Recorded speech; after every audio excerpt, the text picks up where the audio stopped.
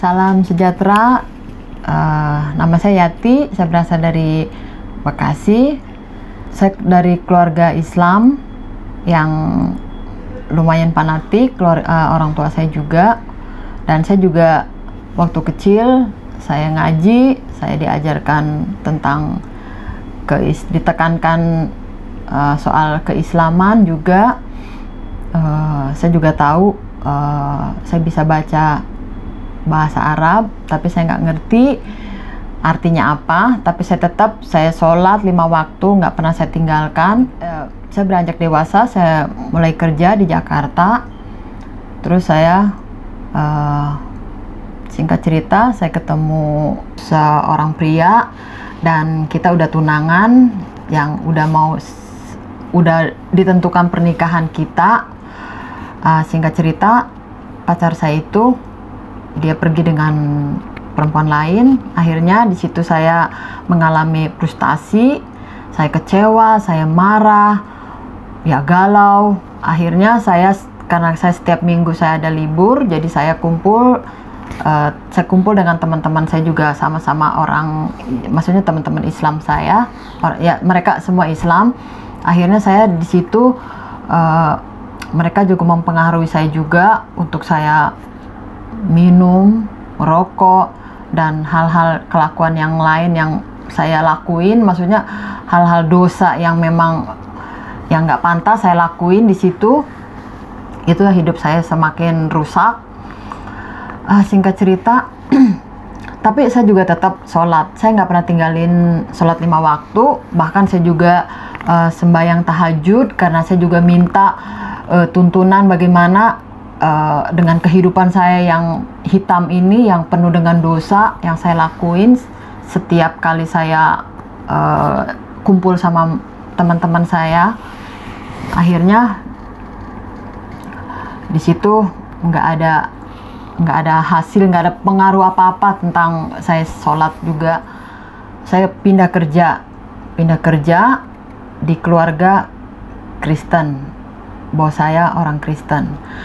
Dan saya juga tetap masih sholat, tetap seperti biasa sholat 5 waktu, dan sembahyang tahajud saya lakuin juga setiap tengah malam.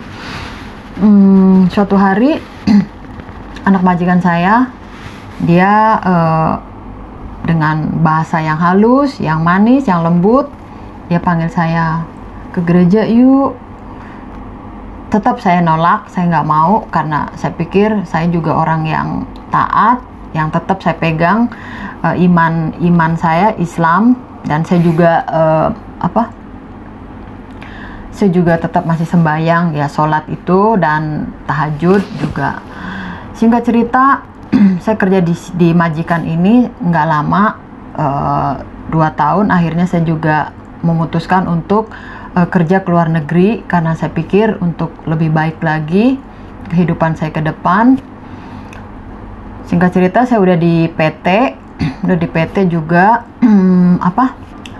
Di situ ada teman Kristen, dan ya dia juga ajak saya. Singkat cerita, dia ajak saya. Sebetulnya saya juga masih menolak, saya nggak mau, karena saya tetap masih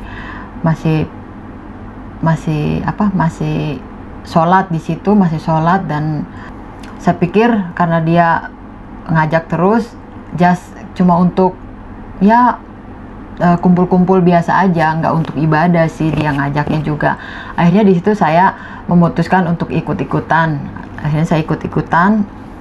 Kesan pertama saya masuk gereja, memang saya juga nggak ngerti apa-apa, karena saya pikir cuma ngikut aja gitu. Terus saya juga nggak ngerti mereka ngomong apa juga di itu. Paling yang saya tahu memang ada nyanyi-nyanyi seperti itu. Akhirnya saya ikut. Setelah itu ya sudah pulang, ya seperti biasa aktivitas. Terus lama-lama karena saya kan di PT, saya menunggu keberangkatan ke Singapura. Akhirnya setelah saya juga beberapa kali saya ke gereja, saya menikmati juga sih sebetulnya. Ada rasa nyaman begitu, ada rasa nyaman juga, enjoy begitu ke gereja. Tapi saya tetap sholat begitu. Jadi antara saya sholat, ya juga ke gereja gitu. Karena pikir saya ke gereja cuma hanya just fun begitu.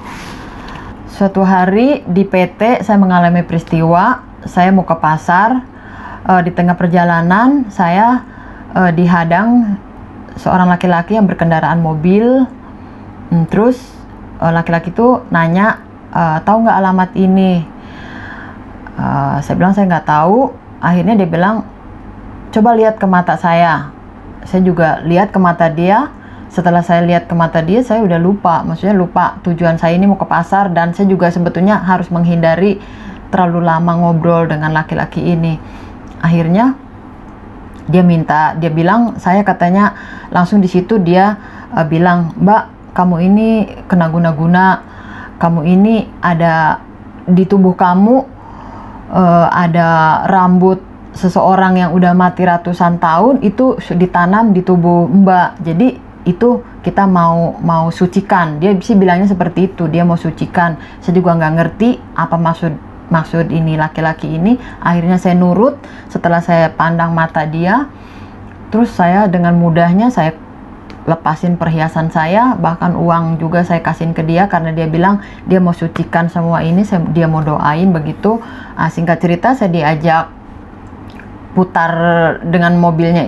Saya diajak masuk ke mobil, terus saya diajak mutar-mutar di perumahan itu, terus di tempat yang sunyi berhenti, dan dia ngajak saya berdoa karena dia bilang saya kena guna-guna gitu.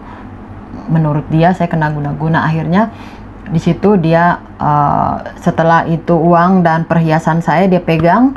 Dia bilang, ini kita sucikan, kita doakan. Mbak juga berdoa menurut kepercayaan Mbak masing-masing, seperti itu. Nah, sebetulnya saya masih Islam dan juga saya masih tetap sembahyang, tapi saya juga udah ikut-ikut ke gereja gitu, ikut-ikutan ke gereja sama teman saya. Di situ saya juga nggak tahu mau berdoa apa. Akhirnya saya cuma yang ingat nama Tuhan Yesus. Ya udah, saya sebut aja nama Tuhan Yesus sambil saya merem mata saya. Di dalam hati saya juga nggak keluar ucapan sebut nama Tuhan Yesus.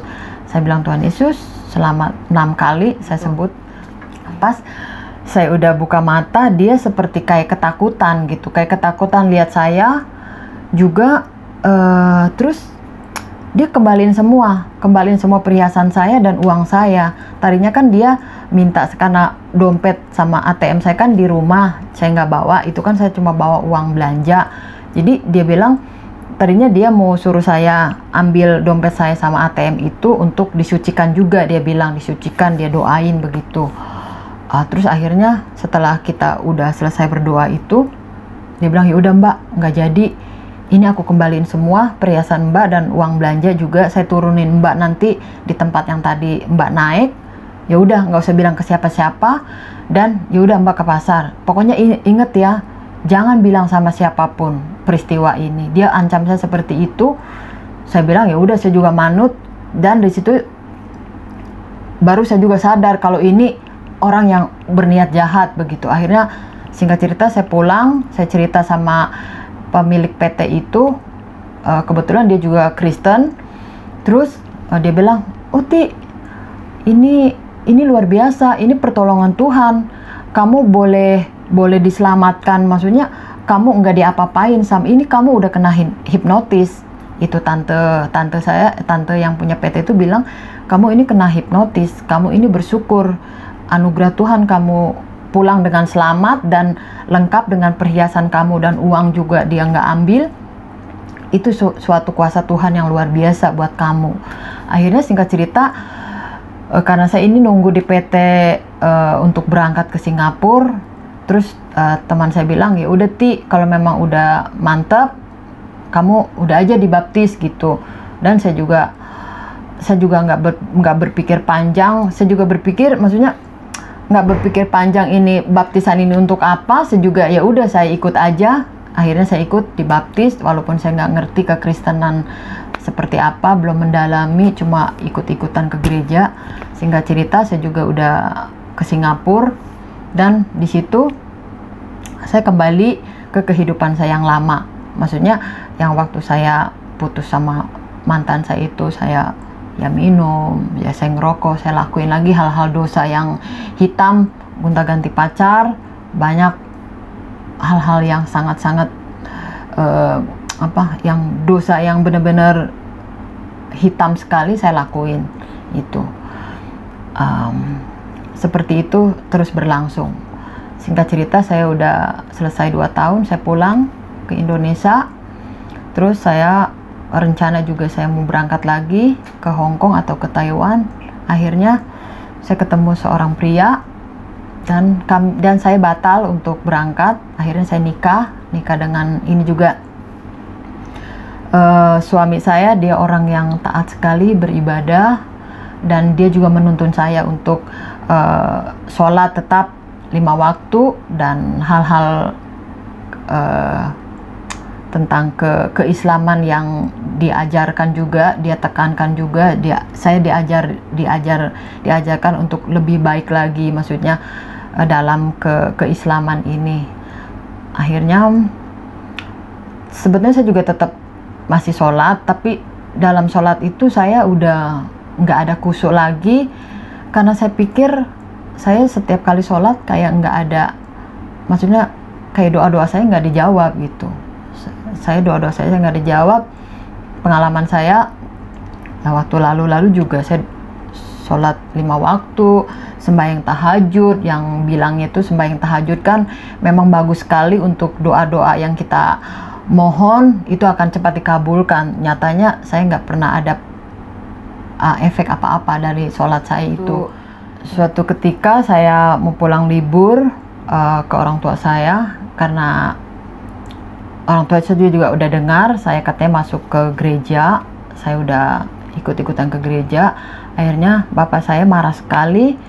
Dia udah mencak-mencak begitu, udah ngasih golok. Dia bilang, gue rela mau bunuh anak satu, kehilangan anak satu nggak apa-apa, paling di penjara berapa tahun, daripada ini anak bikin malu.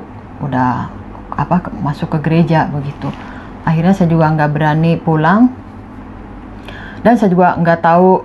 Singkat cerita, beberapa waktu kemudian saya pulang dari saya mau pulang libur ke rumah. Saya juga nggak tahu, bapak saya udah terima saya, dia udah lembut hatinya, dia menerima saya, maksudnya menerima saya dengan saya. Dia tahu, maksudnya saya tahu, bapak saya tahu saya masuk ke gereja, dan dia udah nggak dipermasalahkan lagi itu. Dan suatu ketika waktu saya di rumah, bapak saya sakit, adik saya juga sakit, mama saya juga sakit, dan cuma saya sendiri yang nggak sakit. Akhirnya karena ini menurut dokter ini bukan masalah penyakit kayak fisik begitu. Akhirnya karena kita kan percaya, bapak saya kan maksudnya tanya ke dukun begitu. Terus dukun bilang ini kena guna-guna. Terus di situ cuma saya nggak kena, karena saya ingat saya juga pernah masuk ke gereja gitu. Terus bapak saya juga pernah, bapak saya juga nggak tahu kenapa bapak saya terucap. Dia bilang, oh iya orang Kristen kan nggak kena diguna-guna gitu. Terus saya jadi sadar gitu, oh apa iya ya saya nggak sakit sendirian, karena udah percaya Tuhan Yesus. Sebetulnya saya juga belum percaya sekali, karena saya juga baru ke gereja, baru ikut-ikutan gitu. Jadi belum ngerti hal-hal yang mendetil tentang kekristenan gitu. Yang saya tahu bapak saya pernah bilang seperti itu, iya kalau orang Kristen nggak kena disantet begitu. Akhirnya di situ saya lebih iman saya juga lebih kayak diingatkan, dikuatkan juga. Oh iya, jangan-jangan betul ini orang Kristen nggak kena disantet. Jadi saya di situ mulai percaya juga, itu mulai dikuatkan. Secara tidak sadar bapak saya ngomong gitu, itu kekuatan buat saya juga diingatkan gitu. Sebetulnya saya udah lupa dengan itu. Setelah saya menikah 1 tahun, saya memutuskan untuk bekerja lagi ke Hong Kong. Akhirnya sudah saya di Hong Kong, terus saya juga udah nggak sholat karena saya menjaga anak, nggak ada waktu untuk sholat. Suatu hari saya ketemu teman-teman satu PT, terus di situ ada satu teman orang Kristen, dia ajak saya, dia bilang, Ti, kita ke rumah Ibu Pendeta yuk. Saya bilang nggak mau. Terus dia bilang nggak apa-apa, kita kan cuma main. Dia bilang gitu, cuma main, kita nggak ada apa-apa, cuma main aja gitu. Akhirnya karena saya udah ngobrol-ngobrol, ya udah saya ikut gitu. Saya pikir ya apa salahnya, cuma main kok gitu. Dan juga kan saya pikir juga teman-teman Indonesia gitu. Akhirnya saya main ke rumah Ibu Pendeta.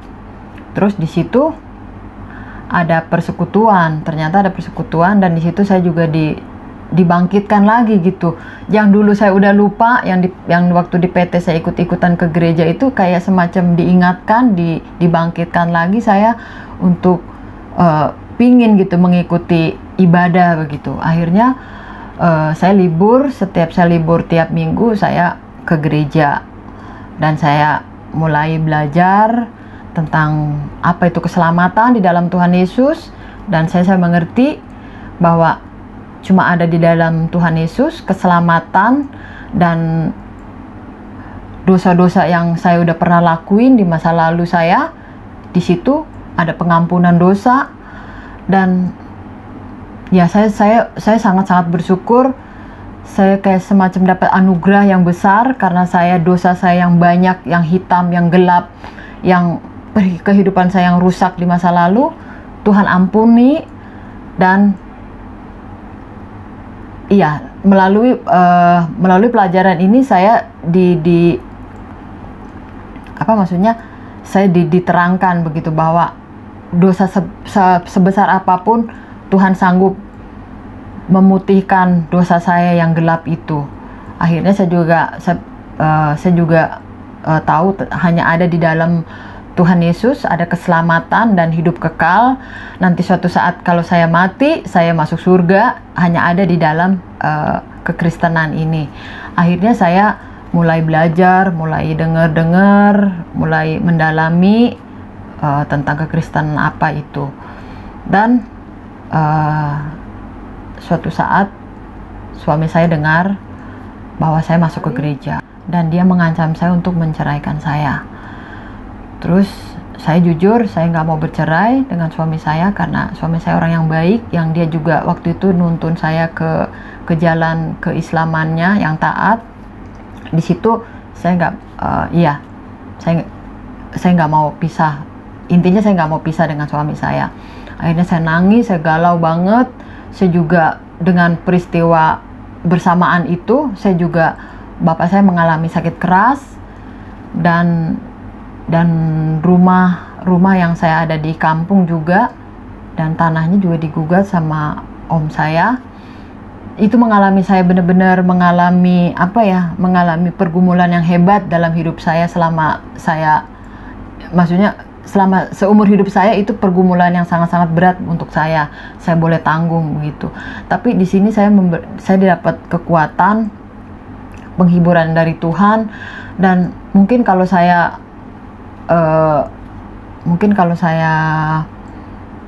belum di dalam Tuhan, mungkin saya udah bunuh diri, karena memang saya nggak kuat untuk menanggung semua ini.